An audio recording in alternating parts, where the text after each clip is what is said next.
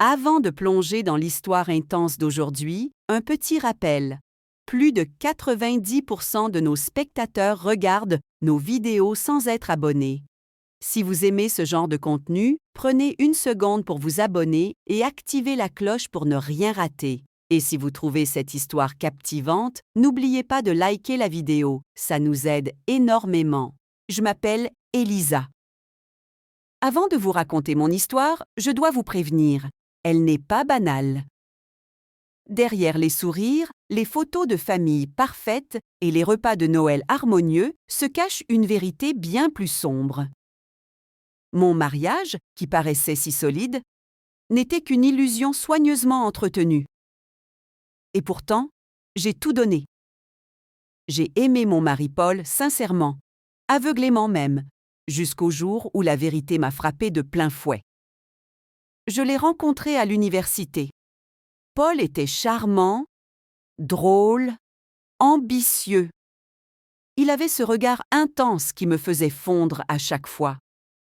Très vite, il m'a demandé en mariage et j'ai dit oui sans hésiter. Nos familles étaient heureuses, nos amis nous enviaient. Nous avons construit notre vie ensemble, acheté une maison, eu 2 enfants. J'ai mis entre parenthèses mes propres rêves pour soutenir sa carrière. Paul a ouvert son cabinet d'avocat et moi, je suis restée à la maison, élevant les enfants et m'occupant de chaque détail de notre vie quotidienne. Pendant des années, je n'ai rien soupçonné. Paul travaillait beaucoup, parfois tard le soir, souvent le week-end, mais je pensais que c'était le prix du succès. Je le voyais rentrer fatigué, les traits tirés, et je me disais qu'il se battait pour nous, pour assurer un avenir confortable à notre famille. Chaque fois qu'il rentrait tard, il s'excusait, m'embrassait tendrement et me disait que je comptais plus que tout au monde pour lui. J'y croyais. Pourquoi n'aurais-je pas cru l'homme que j'aimais? Mais les petits détails ont commencé à s'accumuler. Des détails insignifiants en apparence, mais qui, mis bout à bout, ont éveillé en moi une inquiétude sourde. Des factures étranges, des messages qu'il effaçait rapidement, des appels qu'il prenait à l'écart, des vêtements qui sentaient de parfois un parfum inconnu. Puis il y avait son téléphone qu'il gardait toujours près de lui, verrouillé avec un nouveau code dont il refusait de me donner l'accès. Je me suis d'abord sentie ridicule de douter de lui. Je me suis reproché d'avoir l'esprit mal tourné. Mais au fond de moi, un malaise grandissait. Une amie proche, Claire, m'a conseillé d'être vigilante. Elle avait traversé une épreuve similaire et savait reconnaître les signes. C'est elle qui m'a convaincue de chercher la vérité. Un jour où Paul avait laissé son ordinateur portable ouvert, j'ai pris mon courage à 2 mains. Mon cœur battait à tout rompre. J'avais peur de ce que j'allais découvrir, mais je devais savoir. En quelques clics, j'ai trouvé des échanges de mails, des messages tendres, des rendez-vous dissimulés, des déclarations d'amour, adressées à une autre femme. Son nom revenait souvent, Léa. Une collègue du cabinet, plus jeune, célibataire, ambitieuse. Le sol s'est dérobé sous mes pieds. Comment avait-il pu me faire ça? Après tout ce que j'avais sacrifié pour lui, après toutes ces années de fidélité, de soutien inconditionnel, il m'avait trahi. Et pas avec une inconnue, mais avec une femme qu'il côtoyait chaque jour sous mes yeux, sans jamais éveiller le moindre soupçon. Je n'ai rien dit tout de suite. J'étais anéantie, mais aussi déterminée. Je savais qu'une confrontation immédiate ne servirait à rien. Paul nierait, se défendrait, me retournerait la faute. Non, je devais être plus intelligente que lui. Je devais préparer ma revanche. Pendant des semaines, j'ai rassemblé les preuves discrètement. Capture d'écran, relevés bancaires, photos de leur rendez-vous. Claire m'a aidé à tout organiser. Ensemble, nous avons constitué un dossier solide, irréfutable. Mais ma vengeance ne s'arrêterait pas là. Je voulais qu'il ressente ce que j'avais ressenti. Qu'il connaisse l'humiliation, la trahison, la douleur de voir sa vie s'effondrer. J'ai commencé par lui tendre des pièges. Je lui posais des questions anodines, lui demandais de petits détails sur ses journées. Et chaque fois, ces mensonges s'accumulaient. Je notais tout. Je devenais experte en observation, en manipulation douce. Plus il mentait, plus je consolidais mon plan. Puis, j'ai pris contact avec Léa, anonymement d'abord. Je lui ai envoyé des messages, lui laissant croire que j'étais une cliente mécontente du cabinet, la menaçant de tout révéler à son employeur. Très vite, elle a commencé à paniquer, à faire pression sur Paul pour qu'il règle la situation. Je voyais leur petit monde parfait vaciller peu à peu. Mais ce n'était que le début. J'ai aussi pris soin de préparer ma situation financière. J'ai consulté un avocat, discret et compétent, qui m'a conseillé sur la séparation des biens, sur la garde des enfants, sur mes droits. Tout devait être prêt pour le jour où je frapperais fort. Je ne voulais pas me retrouver prise au dépourvu. Paul pensait que j'étais encore la femme docile et naïve qu'il avait épousée. Il allait découvrir qu'il s'était trompé. Les enfants, eux, ne savaient rien. Je voulais les préserver.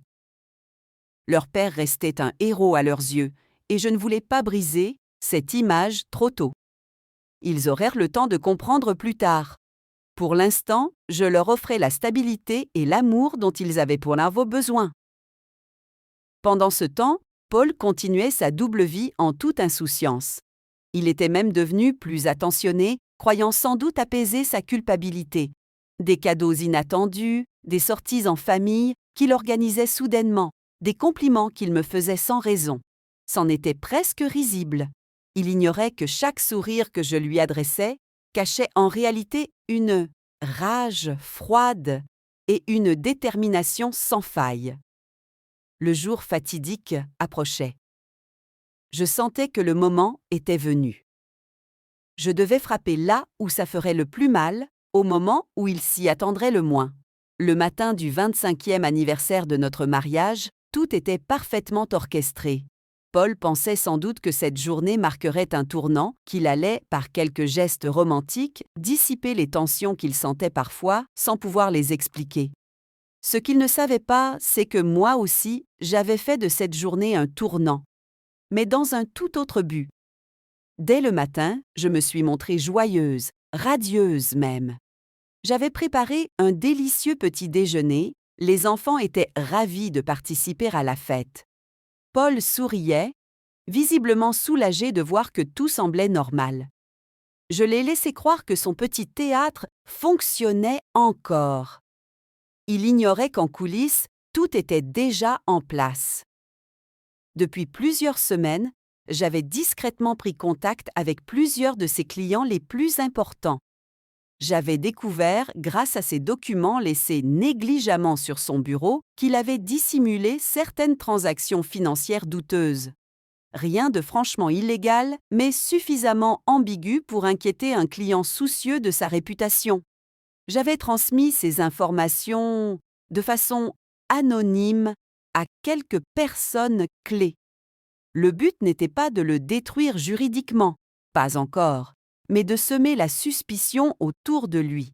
Très vite, certains contrats furent remis en question. Des clients décidèrent de suspendre leur collaboration et au cabinet, des tensions commencèrent à naître. Paul, stressé, essayait de comprendre l'origine de ces remous soudains. Je jouais l'épouse aimante, l'écoutant se plaindre de ses coups du sort, en lui offrant des mots de réconfort hypocrites. Le soir venu, j'avais réservé une table dans un restaurant chic de la ville. Tout était parfait, la lumière tamisée, la musique douce, le serveur attentionné. Paul avait même apporté un bijou qu'il m'offrit en prétextant vouloir se faire pardonner de son travail envahissant. Je l'ai remercié avec un sourire attendri, jouant mon rôle jusqu'au bout. Mais l'heure de vérité approchait. À la fin du dîner, sous prétexte d'aller aux toilettes, je me suis éclipsée quelques minutes. En réalité, j'avais donné rendez-vous à Léa, qui ignorait encore qu'elle allait participer, bien malgré elle, à la suite de mon plan. Je lui avais envoyé un message mystérieux la veille, en me faisant passer pour une connaissance anonyme qui possédait des informations compromettantes. Poussée par la peur et la curiosité, elle était venue. Quand elle m'a vue dans ce couloir discret du restaurant, son visage s'est figé. Elle ne s'attendait évidemment pas à me trouver là. Je lui ai proposé de discuter quelques instants. Au départ, elle a tenté de jouer l'innocence, affirmant ne pas comprendre pourquoi je la contactais. Mais très vite, face aux preuves que je lui ai montrées, les mails, les photos, les relevés bancaires, son masque s'est fissuré. Je n'ai pas élevé la voix. Je suis restée d'un calme glacial. Je lui ai simplement expliqué que je savais tout. Je lui ai aussi dit que je n'étais pas là pour supplier ou pour me battre. Ce qui m'intéressait, c'était de la prévenir. Si elle continuait à voir Paul, tout ce dossier serait remis à son employeur, à ses proches et à la presse locale. Sa carrière, bâtie avec tant d'ambition, serait réduite à néant. Léa, blême, a compris que je détenais toutes les cartes. Elle a juré qu'elle couperait les ponts avec Paul immédiatement. Je n'avais même pas besoin de la menacer davantage. La peur suffisait. Je suis retournée à table, sereine. Paul n'avait rien soupçonné. Mieux encore, il me proposa de porter un toast à nous deux et aux années merveilleuses à venir. Je levai mon verre et trinquai avec lui, intérieurement écœuré par son hypocrisie. Mais mon plan ne s'arrêtait pas là. Le lendemain matin, je lui ai annoncé que j'avais moi aussi pris un rendez-vous au cabinet d'avocat. Il a affiché un sourire inquiet, pensant sans doute que je voulais parler de succession ou de finances. En réalité, j'avais engagé une procédure de séparation. Mon avocat, parfaitement informé de la situation, avait déjà préparé tous les documents. Grâce aux preuves accumulées, j'étais en position de force. Quand je lui ai remis les papiers du divorce, son visage s'est décomposé. Il a d'abord tenté de nier, puis de minimiser avant de supplier. Il pleurait presque, promettant de tout arranger, de couper les ponts avec Léa, ignorant que celle-ci avait déjà pris ses distances sous la menace. Il jurait que c'était une erreur, qu'il me sauma.